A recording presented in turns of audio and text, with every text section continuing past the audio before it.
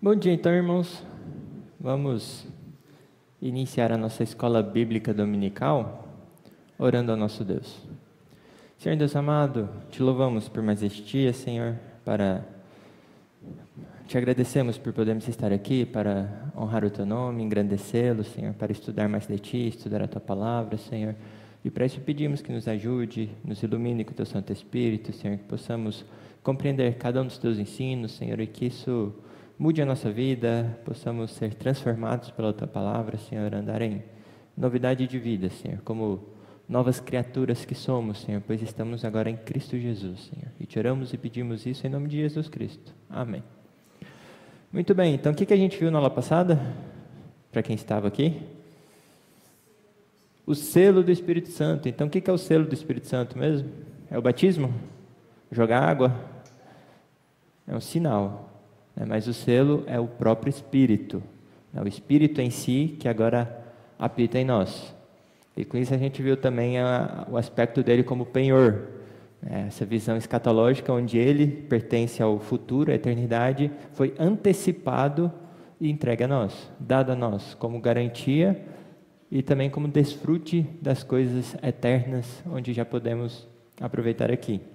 Hoje então a gente vai passar para o próximo tema em relação a isso, e o último dos estudos doutrinários, que é o testemunho ordinário extraordinário do Espírito Santo, um tema que, especialmente a segunda parte ali, costuma ser mais polêmico. Então, para isso, a gente vai ver que agora, especificamente, o que a gente vai falar é da segurança, a segurança dos cristãos e essa testificação do Espírito que nos dá a segurança, a garantia que somos filhos de Deus. E esse é o tema quando o Rod, por exemplo, ele estava expondo Romanos 8, 16, que é o principal versículo sobre isso, ele afirma que aqui estamos falando de segurança. E a gente vai ler não só o 16, mas Romanos 8, talvez o principal capítulo, talvez do livro mais que o pessoal se aprecia do Novo Testamento, Romanos. Então, o principal capítulo de Romanos 8, a gente vai ler do versículo 1 ao 17. Então, Romanos 8, eu vou fazer a leitura, os irmãos acompanhem aí. Lá está escrito assim: agora, pois, já nenhuma condenação há para os que estão em Cristo Jesus, porque a lei do Espírito da vida em Cristo Jesus te livrou da lei do pecado e da morte. Porquanto que fora impossível a lei, no que estava enferma pela carne, isso fez Deus enviando o seu próprio Filho, em semelhança de carne pecaminosa, e no tocante ao pecado, e com efeito, condenou Deus, na carne, o pecado, a fim de que o preceito da lei se cumprisse em nós, que não andamos segundo a carne, mas segundo o Espírito, porque os que se inclinam para a carne cogitam das coisas da carne, mas os que se inclinam para o Espírito, das coisas do Espírito. Porque o pendor da carne dá para a morte, mas o do Espírito, para a vida e paz. Por isso, o pendor da carne é inimizade contra Deus, pois não está sujeito à lei de Deus, nem mesmo pode estar. Portanto, os que estão na carne não podem agradar a Deus. Vós, porém, não estáis na carne, mas no Espírito, se de fato o Espírito de Deus habita em vós. E se alguém não tem o Espírito de Cristo, esse tal não é dele. Se, porém, Cristo está em vós, o corpo, na verdade, está morto por causa do pecado, mas o Espírito é vida, por causa da justiça. Se habita em vós o Espírito daquele que ressuscitou a Jesus dentre os mortos, esse mesmo que ressuscitou a Cristo Jesus dentre os mortos, vivificará também o vosso corpo mortal, por meio do seu Espírito, que em vós habita. Assim, pois, irmãos, somos devedores não à carne, como se constrangidos a viver segundo a carne, porque se viverdes segundo a carne, caminhais para a morte. Mas, se pelo Espírito modificardes os feitos do corpo, certamente vivereis. Pois todos os que são guiados pelo Espírito de Deus são filhos de Deus. Porque não recebestes o espírito de escravidão, para viverdes outra vez atemorizados, mas recebestes o Espírito de adoção, passeados no qual clamamos, Abba, Pai. O próprio Espírito testifica com o nosso Espírito que somos filhos de Deus. Ora, se somos filhos, somos também herdeiros, herdeiros de Deus e co-herdeiros com Cristo. Se com Ele sofremos, também com Ele seremos glorificados.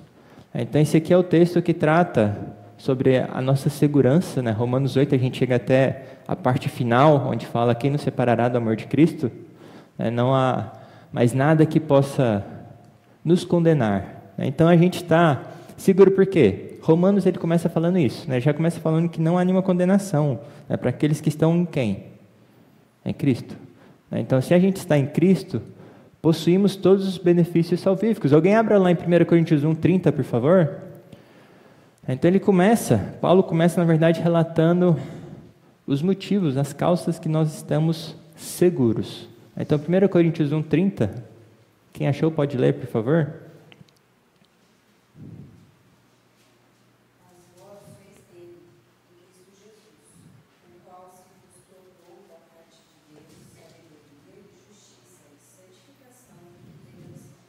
Então, nele nós temos a redenção, ele é a nossa justiça, ele se tornou tudo isso para nós.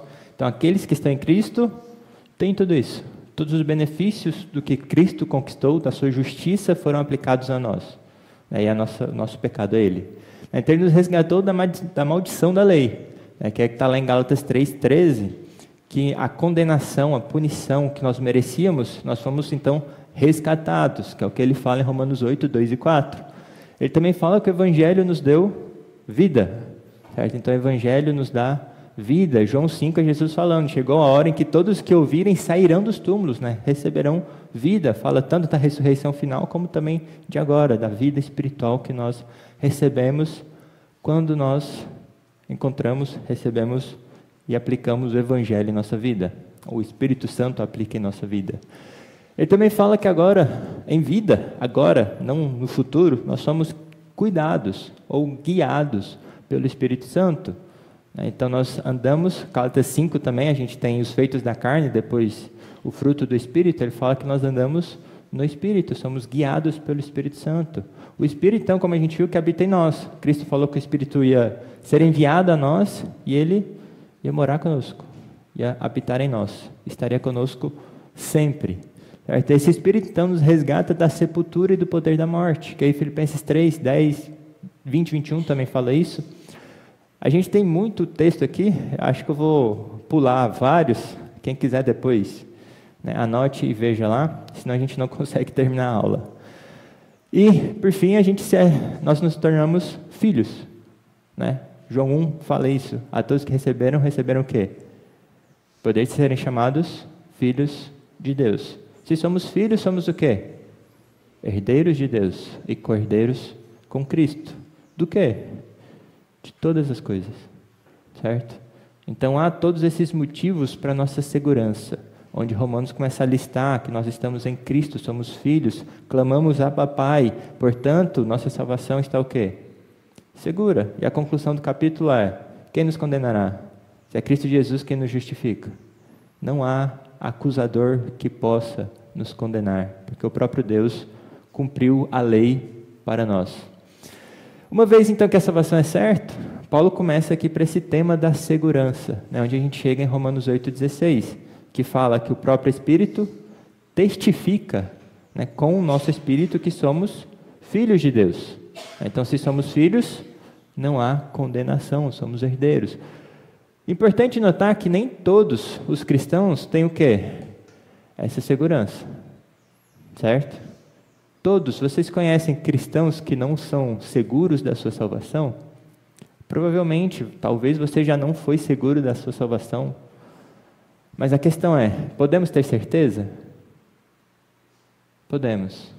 A Bíblia nos exorta a buscar essa certeza? Talvez. Vamos abrir lá em Hebreus 6:11 e 2 Pedro 1:10. Então, alguém em Hebreus 6:11 e outra pessoa em 2 Pedro. Segunda carta de Pedro, capítulo 1:10, que talvez é o mais famoso nesse ponto. Então, quem achou Hebreus, pode ler, por favor? Desejamos, porém, multiplicar entre vós, mostrando até o fim mesmo para a plena certeza da esperança. Então, esse capítulo, na verdade, é interessante, que o pessoal usa para poder afirmar que se perde a salvação. Mas se a gente ler ele inteiro, a gente vai ver que ele garante, que ele dá certeza de que Deus testemunha, jura por si mesmo os herdeiros da promessa. né? Então é um capítulo que fala da certeza da salvação e ele nos exorta então a buscar a plena certeza da nossa fé. E 2 Pedro 1,10, quem achou pode ler, por favor?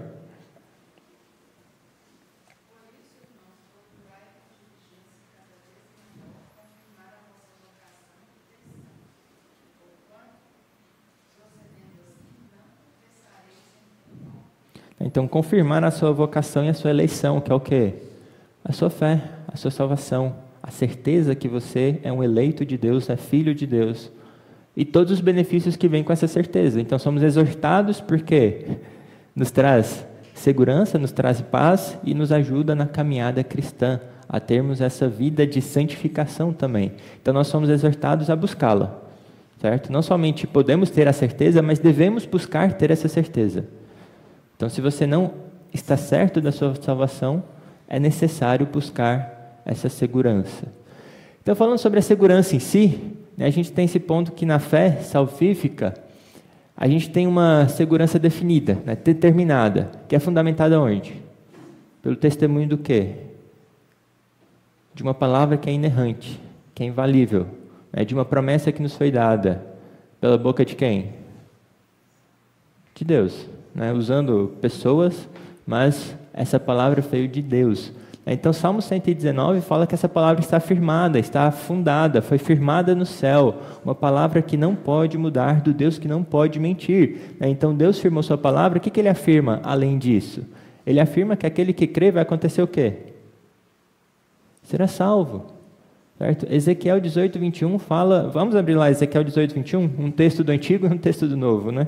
E outra pessoa em João 3, 36. João 3 é o capítulo que a gente conhece muito bem, né? Mas Ezequiel 18, 21 fala sobre aqueles, né, que falavam, né, nossos dentes ficaram verdes, sendo que nossos pais que pecaram, né, como se nossos pais, os pecados dos nossos pais fossem aplicados a nós. Fala então que cada alma vai responder pelo seu pecado. E Ezequiel 18, 21, quem achou pode ler, por favor? Mas o perverso se converter de todos os pecados que cometeu e guardar todos os meus estatutos e fizer o que é reto e justo, certamente viverá, não será morto. Então fala que aquele que é perverso, quando ele se arrepende e se converte, ele certamente não será morto. E João 3,36...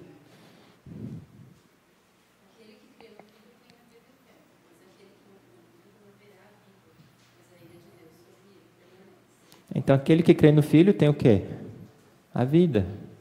João 3,16 fala o que mesmo? Um texto pouco conhecido, né? Porque Deus amou o mundo de tal maneira que deu seu Filho unigênito para que todo que nele crê não pereça, mas tenha vida eterna. Então, qual que é a afirmação aqui? Todo o que nele crê será salvo. Certo? Aqui não fala quem vai crer. A gente já discutiu isso bastante sobre em relação à eleição e tudo mais, mas fala que aquele que crê, Jesus Cristo afirma que todo aquele que vier a Ele, arrependido, será salvo, Ele não o rejeitará. Que obviamente são os eleitos, sabemos da depravação do homem, né, do estado da sua natureza, mas todo aquele então que for concedido arrependimento, crer e se chegar a Deus, com certeza será salvo, porque é o que está dito aqui. Tudo bem? Então temos essa promessa, essa segurança que está na fé em si. A fé, então, é fundamentada na palavra, né? Salmo 119 fala bastante sobre isso, né? E Paulo chama, então, essa palavra de fé, certo? A fé, essa palavra que nos dá essa fé, que tem essa segurança. Então, a fé não apenas recebe, mas ela confia na promessa. Salmo 119 ainda fala que lembra-te da promessa que fizeste ao teu servo, na qual me tens feito esperar. Certo? Então, o que é fé de novo? Tem dúvida na fé? A fé é uma possibilidade ou é certeza? Então, a esperança do crente é uma possibilidade ou é uma certeza? Esperamos aquilo que sabemos que virá. Certo? Então, a fé tem essa palavra da fé, esse fundamento, essa segurança que nós temos da própria palavra. Do Deus que não pode mentir, prometeu. Então, na promessa, qual que é o principal objeto da promessa? Cristo, não é? Cristo é o principal. Atos 16, 31, um carcereiro pergunta a Paulo o que ele precisa fazer para ser salvo. Qual que é a resposta mesmo? Crê no Senhor Jesus e será salvo, tu e tua casa. É isso que precisa. Não precisa ter toda a sua bagagem, todos os termos teológicos na sua cabeça, você afirmar completamente que a justificação é pela fé somente em Cristo somente. Mas crê no Senhor Jesus Cristo, confie nele e será salvo tu e tua casa. Então, mesmo que alguém não saiba todas as doutrinas ou as principais, crendo no Senhor Jesus será salvo. O que talvez é diferente para quem nega, certo? Quem não afirma a justificação pela fé somente, mas quem nega, aí é um outro caso. Mas o desconhecimento não é motivo para não ter a salvação, porque todos os que confiam de fato em Cristo, por mais que não tenham talvez tido a possibilidade de estudar, aprender e conhecer tudo que a Bíblia ensina, ainda assim serão salvos, certo? Então, o que é necessário para a salvação é crer, confessar a Cristo com a sua boca e crer no seu coração. Esse, então, será salvo. Tudo bem? O Evangelho, então, revela que Cristo foi entregue para ser Salvador, ele está, então, apto, disposto e pronto para salvar. Vamos abrir só em Neemias 9:17, para a gente ver essa ideia do Deus que salva. Então, Neemias, capítulo 9.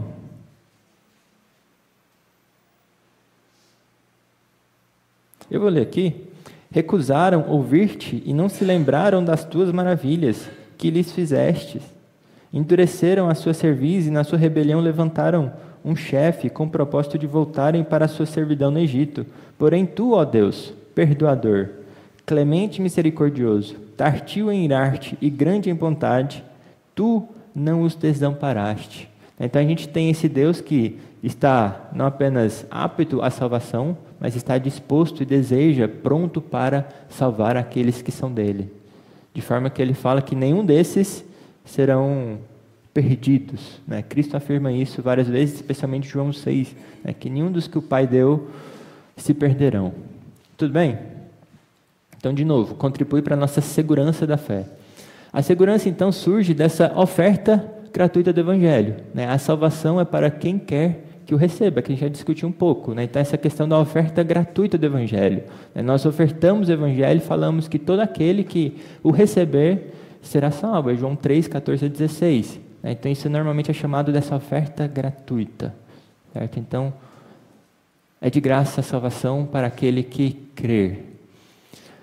E também temos garantia no seu Filho que é a salvação em vida. Então, 1 João fala que em Cristo Jesus nós temos a vida eterna. Então, toda a palavra de Deus aqui vai fundamentando e dando essa certeza de que nós somos dele, e se somos dele, nós então temos vida. Todos os que estão em Cristo têm a vida eterna.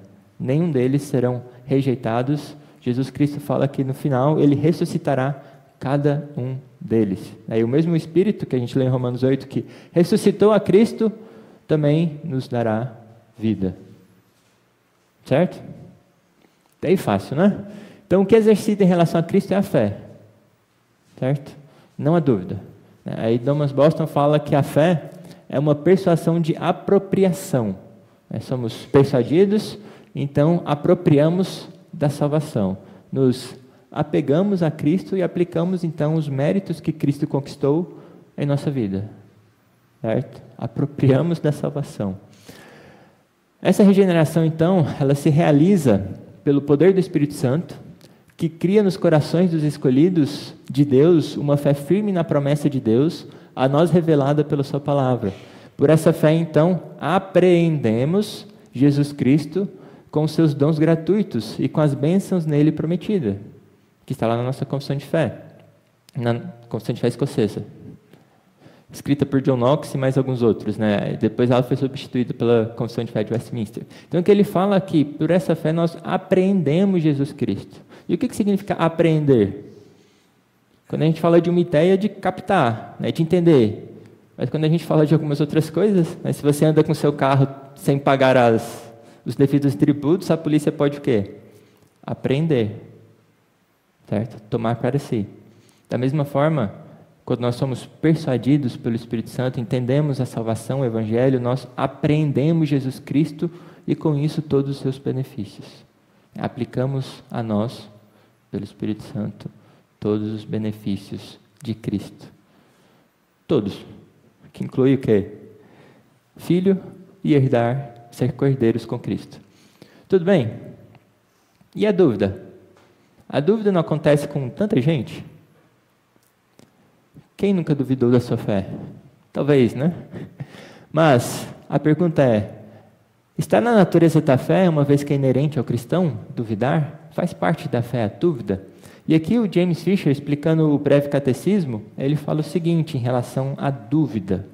Não pode ser dito que a dúvida está presente na natureza da fé, porque ela, às vezes, pela predominância da incredulidade e da corrupção, aloja-se no cristão, assim como não é possível dizer que a escuridão está presente na natureza do sol, porque ele, às vezes, é ofuscado.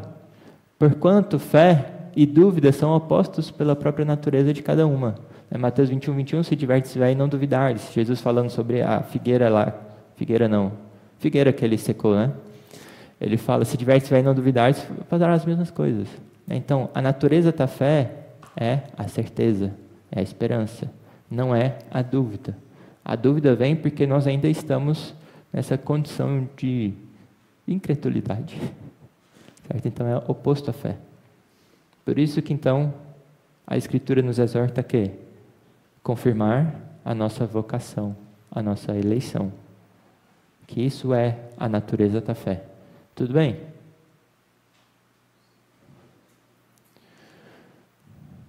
Outro ponto é a segurança do sentido que o autor coloca. Em Romanos 8,16 a gente tem eu vou ler de novo, o próprio Espírito testifica com o nosso Espírito que somos filhos de Deus. Então ele fala que aqui a gente tem um sentido de testemunho duplo. Aí tu lembra que as Escrituras sempre falam que quando a gente tem que ter algum testemunho, quantas testemunhas precisam? No mínimo, 2. Então aqui a gente tem o Espírito testificando com o nosso Espírito. A ideia desse com é que são os dois nos dando esta confirmação. Então, como se fosse um testemunho de fato duplo, conjunto. Aí o sentido de testificar, então, só para deixar claro, é uma afirmação, uma declaração, ou entregar um relatório. Então, o Espírito Santo está afirmando com o nosso espírito essas verdades que a gente viu até agora. Estamos em Cristo, somos tornados filhos de Deus, somos então herdeiros e cordeiros com Cristo. Certo? Então, essas afirmações e outras mais que a gente vai ver, é o testemunho que o Espírito Santo com o nosso espírito nos dá. Então, essa testificação solene, né, é quanto à natureza e da nossa posição e condição diante de Deus. Colossenses 1,13, não precisa abrir lá, porque vocês sabem de qual, fala que nós fomos transportados do quê? Para o reino do Filho do seu amor. Então nós estamos agora não mais na condição de escravos, pecados, no reino das trevas, mas em Cristo, né, no reino do Filho do seu amor.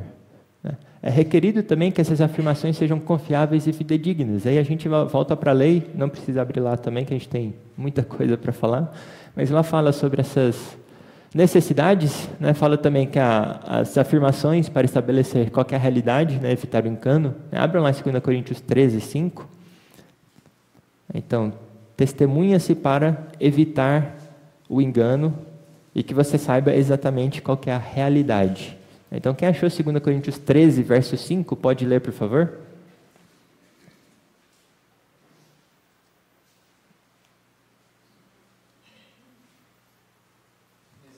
Examinai-vos a vós mesmos se realmente estáis na fé.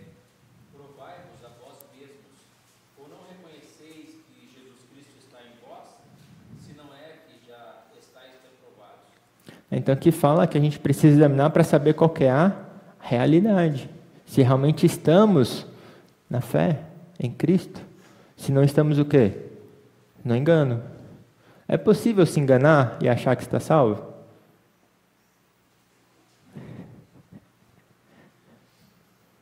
Tem como? No final do Sermão do Monte, o que Cristo fala?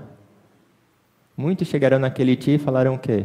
Senhor, Senhor, dando aquela intimidade, né? Repetindo o nome como se fosse realmente íntimo. Não fizemos milagres no seu nome, não expulsamos demônios, não fizemos isso e aquilo.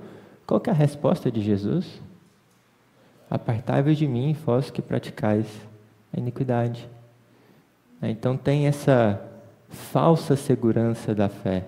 Aquele que não é salvo de verdade, mas acha que é. Então ele fala, examinai-vos, para saber qual que é a realidade das coisas. Certo? Se você realmente está aprovado ou reprovado. Certo? Então essa testemunha, essa testificação é para que a gente saiba a realidade das coisas. Onde então são exigidas no mínimo 2 testemunhas, que a gente já comentou. Precisamos também dessa fé para nos aproximarmos de Deus. Então abram lá em Hebreus 10. 19 ao 23. Quem achou pode ler, por favor.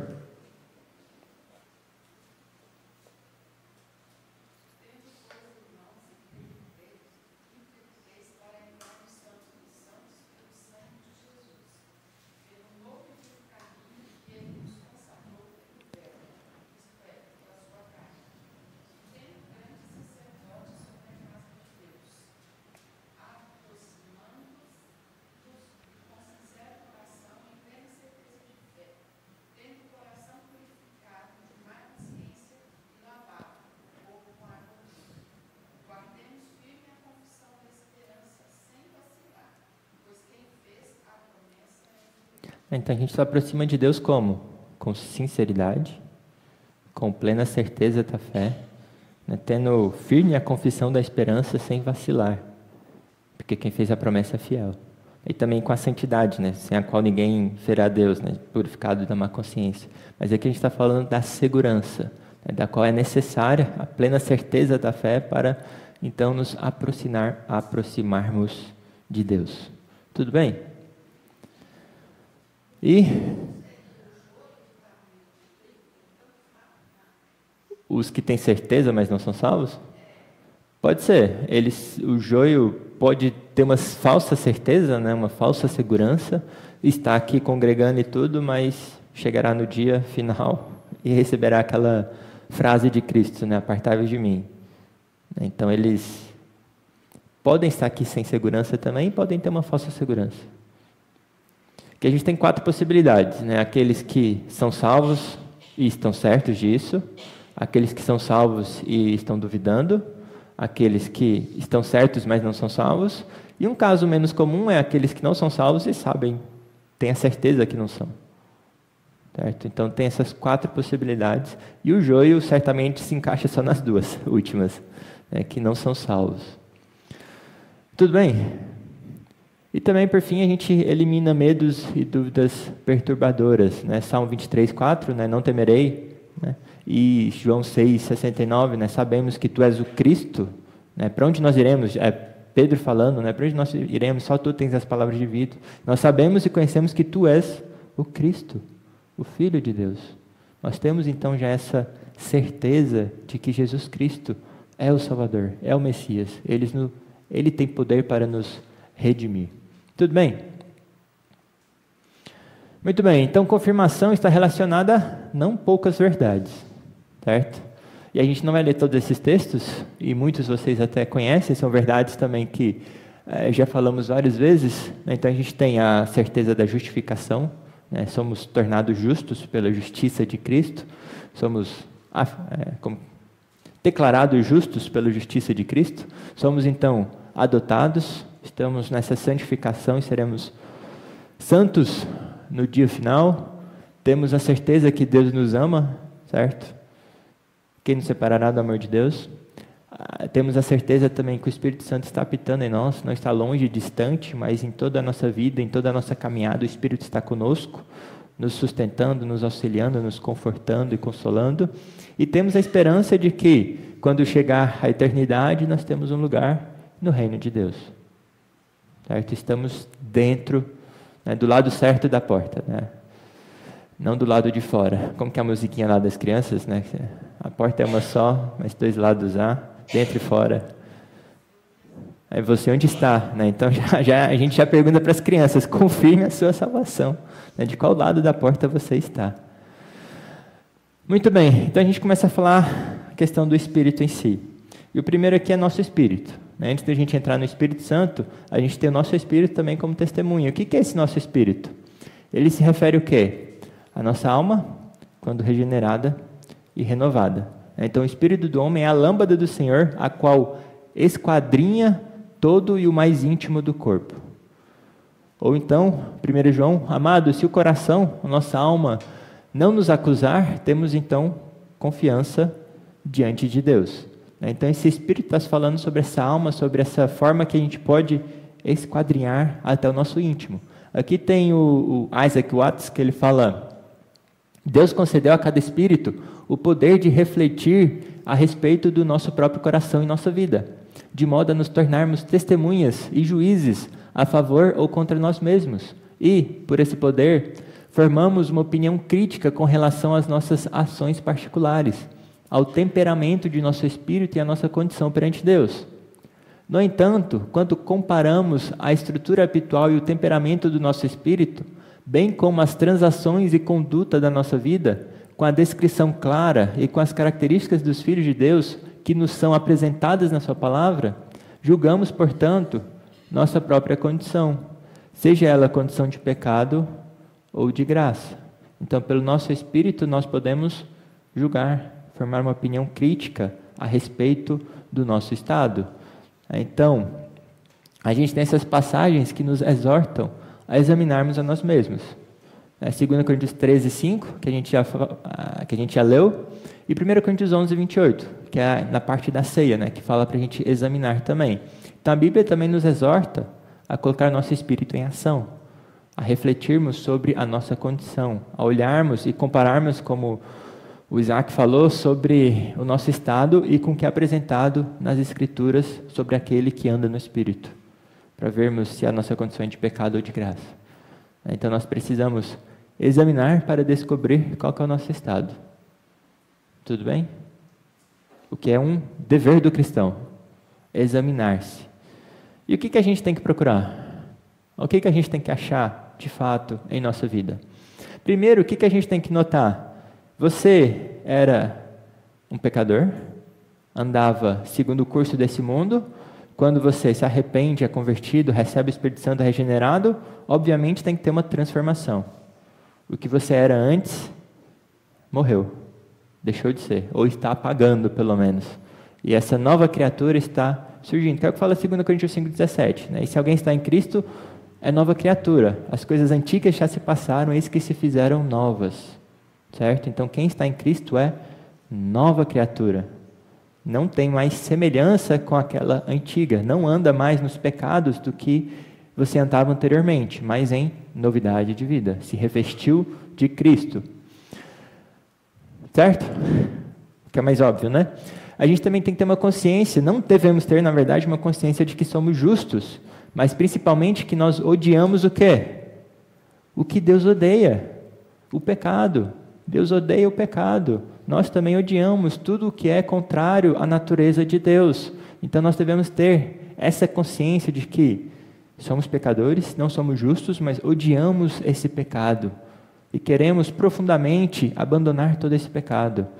O texto mais famoso é Lucas 18:13, onde sobe um fariseu e um publicano para o templo. O que o fariseu faz? Ora de si mesmo para si mesmo, com aquela consciência de justo. O que o publicano faz?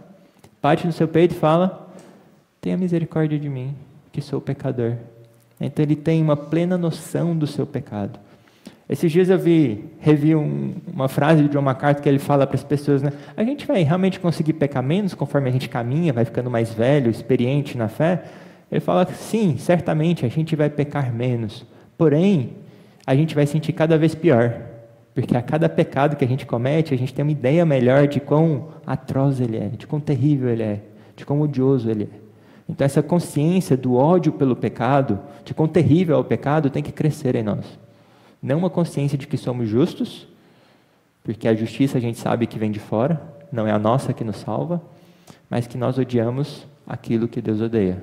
E amamos também, olhando o outro ponto, o outro lado da moeda, amamos o que Deus ama.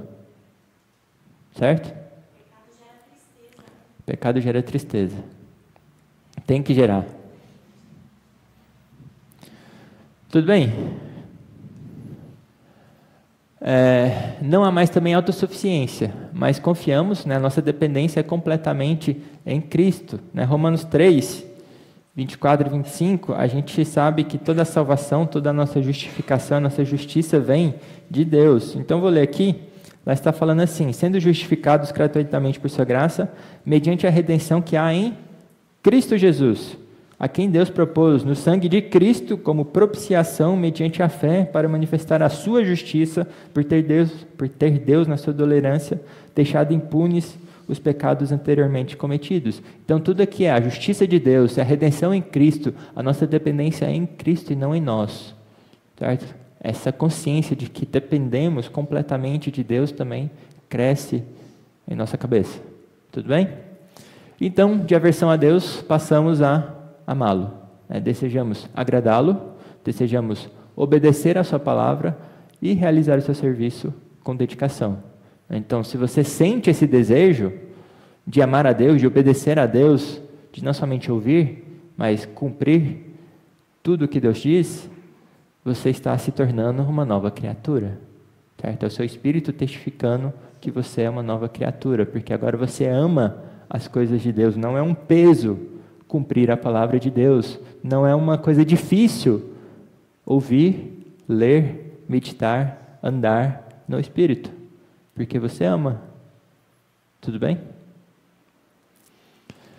Muito bem. Queremos então um relacionamento com Deus, né? A gente tem agora um acesso, tanto judeus como gregos, nós temos acesso a Deus, aos meios de graça. Então nós buscamos esses meios de graça que Deus nos deu. Um deles é a comunhão dos santos, no meio do povo de Deus, onde Ele derrama a sua bênção, ou a palavra, oração e tudo mais. A gente quer falar com Deus. Você não deseja falar com aquele que te deu vida, que te redimiu, que te tirou do império das trevas e transportou para o reino do Filho do seu amor? É o seu maior desejo estar com Ele, falar com Ele, ter um relacionamento com Ele. E por fim, acho que por fim, o mundo não nos atrai, que a gente falou nas outras aulas também. A gente não ama o mundo, não somos do mundo, nós não desejamos as coisas do mundo, nós não buscamos a glória do mundo, mas buscamos a Deus. E a nossa esperança é a esperança dessa glória. Certo? Esperamos, amamos as coisas do alto, pensamos nas coisas do alto. Então tudo isso confirma a nossa vocação e eleição. Tudo bem? Então a gente tem o Espírito de Deus, né? A testificação ordinária. Né? Então essa testificação ordinária do Espírito Santo tem a ver especialmente com a sua presença em nós. Ali fala que é o próprio Espírito. Certo? Então não é o Espírito Santo falando e fazendo alguma coisa, mas ele estando em você. O próprio Espírito e o seu Espírito testifica que você é um filho de Deus. Então se o Espírito está em você, você é filho de Deus. Da mesma forma, Romanos 8 falava que aquele que não tem o Espírito não é de Deus, não está em Cristo. E todo aquele que está em Cristo tem o Espírito Santo. Logo, se você tem o Espírito Santo, está em Cristo. Tudo bem? Então, o próprio Espírito, né? Não uma visão, ou uma voz, ou algo sobrenatural que possa afirmar que você é de Deus. E a busca por isso, como o autor fala, muitas vezes leva a desespero ou a soberba. Muitas vezes achando que passou por experiências sobrenaturais e te deixando soberbo, né? Não produzindo em você o fruto do Espírito, mas produzindo, na verdade, obras da carne. Tudo bem? Muito bem, então que maneira esse Espírito testifica? Primeiro é atendendo a palavra de Deus. O Espírito demonstra, convence que tudo isso aqui que a gente leu, tudo que está escrito aqui, tudo que a gente tem ouvido é da parte de Deus, é real e verdadeiro. Abram lá em 1 Coríntios 2, 4 e 5.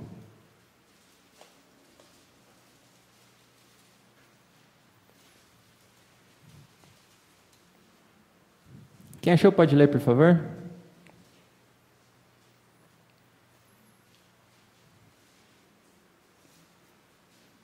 E a minha palavra e a minha pregação não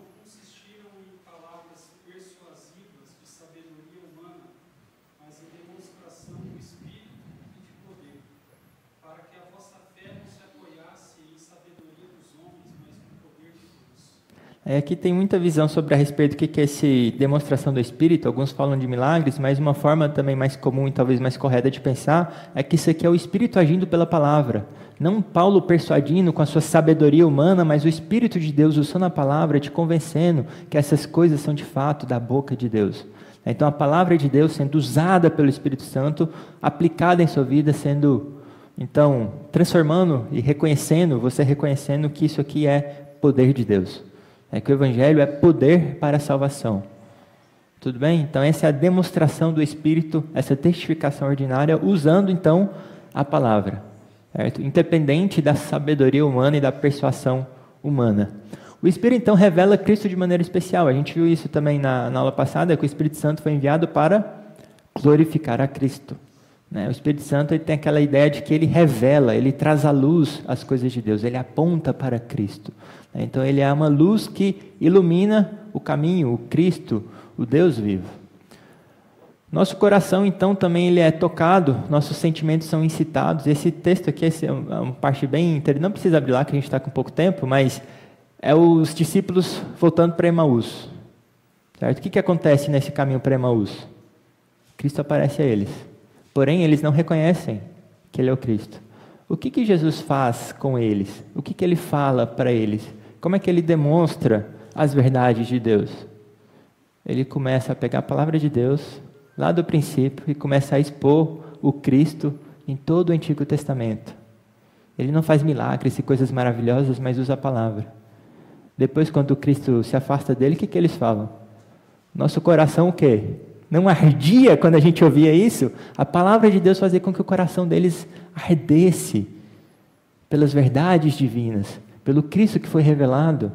Lá desde o proto-evangelho, Gênesis 3,15, até todos os profetas, Cristo está sendo revelado, a promessa de Deus está cada vez mais perto, até que o Cristo voltou, foi morto, e eles então entenderam que Cristo ressuscitou.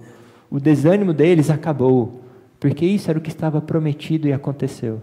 Então a palavra de Deus trouxe esse ânimo, esse fogo ao seu coração, certo? Esse amor por Deus. Então esse é um efeito também do Espírito, só pode vir do Espírito. Há também um comprometimento com a santificação, obviamente, ou seja, uma renovação progressiva até Cristo ser formado em nós. Então isso é necessário. O Espírito está nos transformando, por isso que ele é chamado também de Espírito Santo. Uma das formas de a gente pensar nisso. Então ele vai trazer santificação. Então se a gente tem um compromisso, não que a gente seja santo, como a gente já falou, mas um compromisso com a santificação, estamos com o Espírito Santo. Certo? Há então um desfrute de comunhão com Deus, delícias, Salmos 16:11, delícias da parte de Deus. A alegria então, o reino de Deus não é comida ou bebida, mas o quê? Justiça, uma outra coisa lá que eu não lembro, é alegria. Romanos 14:17.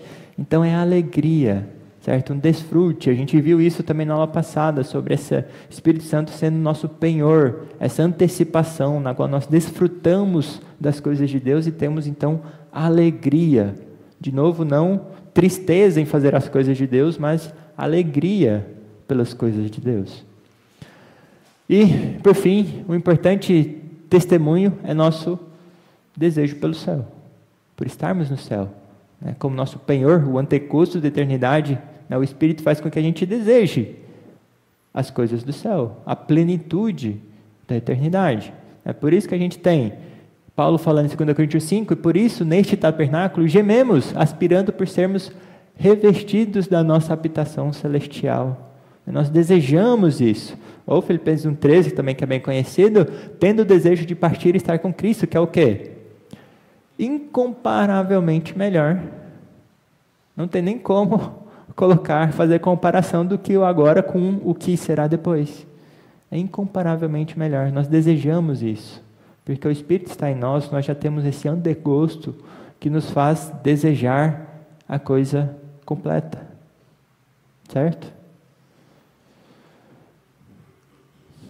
Muito bem. Eu talvez corri demais para tentar acabar a aula, mas eu consegui chegar à parte que eu queria falar. Então, que agora a gente vai começar a parte da testificação extraordinária, que é a que talvez causa mais polêmica por aí, porque é extraordinária. certo? E o primeiro ponto, ela é extraordinária. O que quer dizer extraordinária?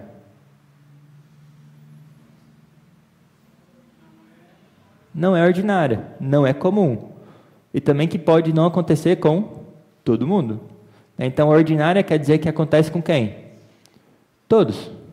A extraordinária é extraordinária, certo? Ela é fora do comum. E é algo que vem de Deus, certo? Não vem de você. E eu vou trazer de novo a confissão, 18:2, que é o capítulo que fala da segurança, né? Então ele fala que essa certeza não é uma simples persuasão conjectural e provável, fundada numa esperança falha, que a gente já comentou, mas uma segurança infalível da fé, fundada na divina verdade das promessas de salvação, na evidência interna daquelas graças nas quais essas promessas são feitas, no testemunho do Espírito de adoção, que testifica com o nosso Espírito que somos filhos de Deus, sendo esse Espírito penhor de nossa herança e por meio de quem somos selados para o dia da redenção. Então aqui fala de 3 fundamentos da nossa certeza, da nossa segurança. A gente já viu 2 deles, que é as promessas, a gente viu o fundamento, a palavra de Deus, a fé, a palavra de fé, e evidência, que é a parte do que nós refletimos em nós, da nossa busca pela santificação, anseio pelo céu. Então tem esses 2 fundamentos, no qual é necessário o Espírito Santo, certo? Fundamento em todos os pontos, o Espírito Santo é necessário. E o terceiro ponto seria esse testemunho do Espírito, onde como que fala? Teólogos que a gente fala? Que comporam a Assembleia? Teólogos, não lembro. Pois é, como é que a gente traduz divines, né? Então, os teólogos, eles não concordavam em tudo.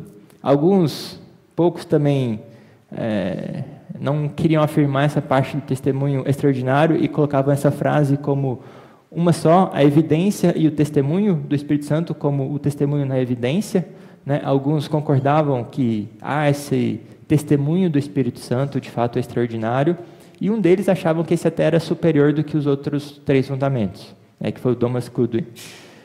E o fato é que tem esse testemunho extraordinário, que o J.I. Parker ele coloca dessa forma.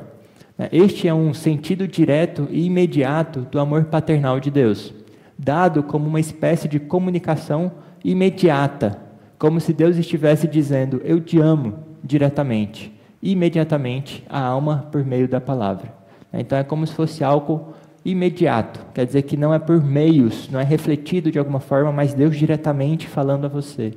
Não é você lendo a palavra falando sobre como é, mas é como se fosse direto à sua alma, algo extraordinário e diretamente, certo? E imediato, sem nenhum meio, o Espírito diretamente a você. Geralmente também, nem sempre, mas geralmente é afirmado que essa testificação extraordinária ela vai acontecer em momentos de grande aflição, em momentos de extrema necessidade, que seria o contexto que a gente tem em Romanos 8,15, do Espírito que nos faz clamar Abba Pai, onde esse Abba Pai seria em contexto de clamor mesmo de necessidade, onde a gente está clamando a Deus no meio da nossa aflição, e Ele, algumas vezes, de forma extraordinária, te consola diretamente, falando, eu te amo, tu és meu filho, você entrará no meu descanso. Esse seria um ponto extraordinário. E outro ponto também é que o Espírito Santo, mesmo nessa testificação extraordinária, sempre vai usar a palavra de Deus, certo? Como se fosse uma aplicação intensa e direta de um texto à pessoa, certo? Um texto que algumas vezes você ouviu de uma forma ou de outra, na pregação, na escola bíblica, na sua devocional, de repente aquele texto vem a você de uma forma extraordinária.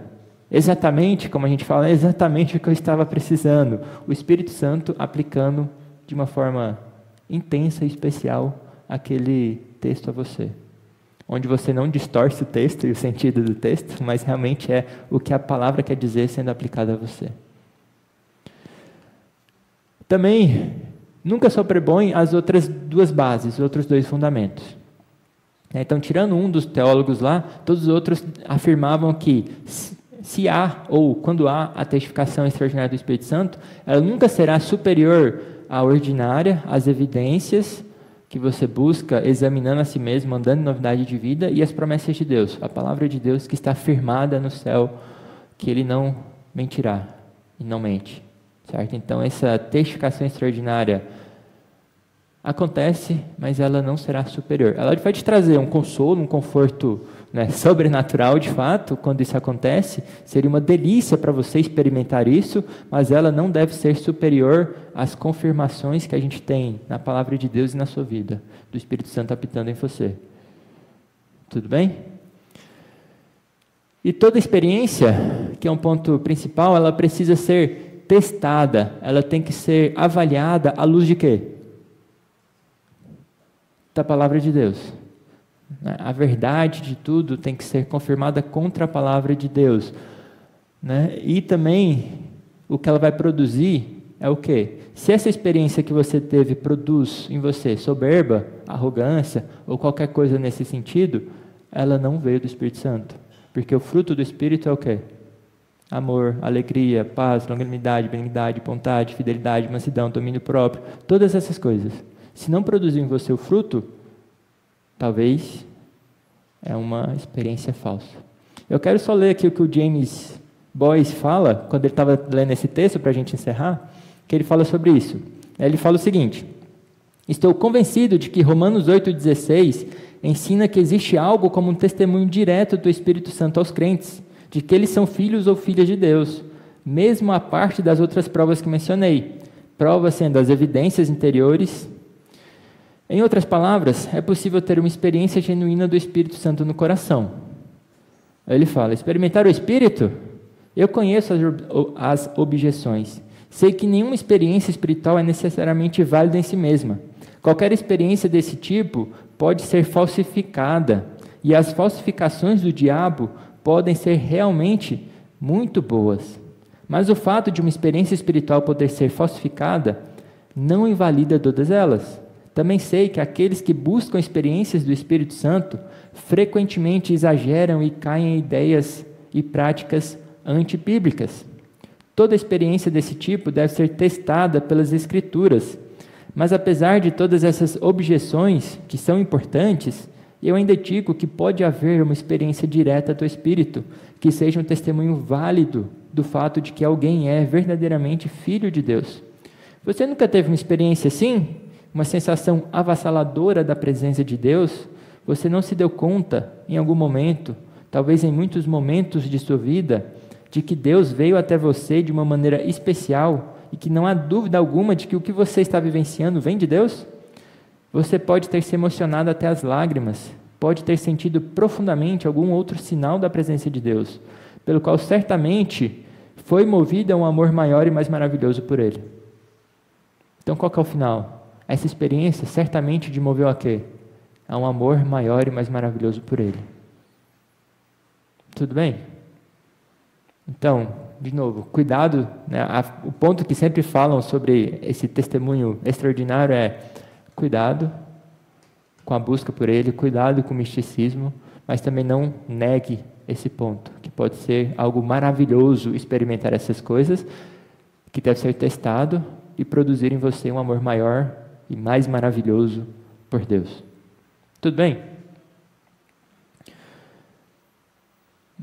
Consegui acabar, né? Então, alguma questão ou ponto que vocês queiram levantar antes da gente encerrar?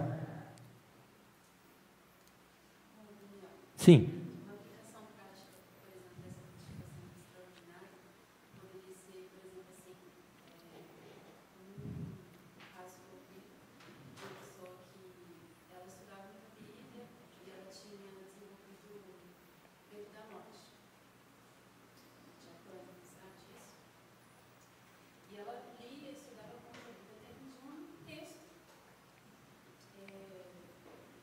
libertou ela daquilo. Entendeu que, né, que precisava mais da palavra de Deus. Isso é um exemplo. Teve outra pessoa que teve algo semelhante, chamava Martinho Lutero. O justo viverá por fé. O que ele falava antes? Ele odiava a Deus. Amar a Deus? Que isso? Às vezes eu odeio. Quando ele entendeu esse texto, o Espírito Santo finalmente aplicou ele, é como se as portas para isso se abrissem. Então o Espírito Santo pode fazer essas coisas de forma muitas vezes extraordinária, nos dando a certeza dessa salvação, das portas do paraíso abrindo. Aí a gente então descansando nele, entendendo esse descanso eterno que teremos nele. Né? Vinde a mim todos vós que estáis cansados e sobrecarregados, eu vos darei alívio, a nossa tradução, né? Vos darei descanso. Né? Esse descanso que Hebreus 3 e 4 fala, né? Que a gente vai ter a eternidade, né? Com ele. Então, é algo que pode ser maravilhoso ter. Né? E mesmo que você não tenha, a questão é não se desespere. Né? Você tem algo maior que isso. Todos têm algo maior que isso, que é as promessas de Deus e o seu Espírito com o Espírito Santo, né, nas evidências, certo? Eu vejo essa questão sim, que não necessariamente no mesmo versículo que trouxe calmaria ao coração de Lutero, vai trazer calmaria no coração de cada um, porque é pessoal, né? Eu me remete muito à situação de Elias, quando Elias foge, né? Está ali na caverna e Deus apresenta sinais para ele, sinais que ele já tinha apresentado para todo o povo de Deus, né? Então, terremoto e fogo, né? E aí, onde que Elias encontra o cuidado do Senhor? Na calmaria. Brisazinha. Na brisa. Então, assim, mostra como o Senhor Deus, ao mesmo tempo que ele se revela na palavra de forma abrangente, ele também se revela pessoalmente a cada um de nós. Né? Então, acho que essa é a parte da testificação extraordinária. Ele sabe aquilo que realmente nos toca e que nos chama a atenção. E esse é um ponto talvez essencial, a palavra que você falou, que é pessoalmente. Né? Lembra da nossa primeira aula? A gente quis provar o quê? Que o Espírito Santo é uma pessoa. A gente não se enche de um poder.